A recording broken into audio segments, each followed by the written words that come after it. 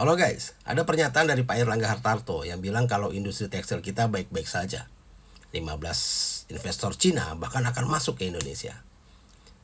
Pak Airlangga ini kan salah satu menteri yang bilang kalau deflasi Indonesia ini adalah prestasi ya.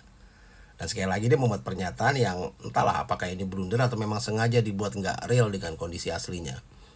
Bukankah dengan masuknya investor Cina ini justru malah makin menggerus industri lokal gitu ya? Kok malah dibilang baik-baik saja? Nah, kalau kita lihat ya, datanya.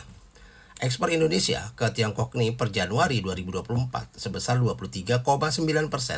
Nah, impor Indonesia dari Tiongkok per Januari 2024 sebesar 37,64%. Artinya, Indonesia lebih banyak mengimpor produk non-migas dari Tiongkok. Dan akhirnya menyebabkan Indonesia mengalami defisit. Nah, produk non-migasnya apa saja dari sektor non-migas ini banyak ya. Ini mencakup dari pertanian, perkebunan, mineral hasil tambang, peternakan, kerajinan, lalu barang-barang industri, dan barang-barang yang tidak bergantung pada minyak dan gas alam ketika produksi. Nah, kalau kita merasa kok banyak banget ya barang-barang Tiongkok Cina ini seperti buah, sayuran, pakaian, tekstil, dan lain-lain ini membanjiri Indonesia gitu. Ini kenapa ya? Ya karena memang Indonesia melakukan impor gila-gilaan dari Tiongkok. Nah, ketika ekspor lebih kecil dari impor, artinya Indonesia mengalami defisit.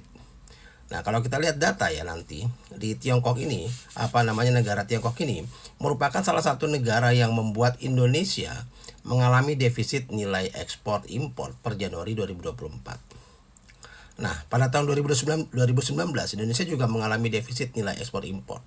Dan Tiongkok jadi salah satu penyebab utamanya dari defisit ini. Tahun 2021, Indonesia juga kembali mengalami defisit nilai ekspor impor dengan Tiongkok.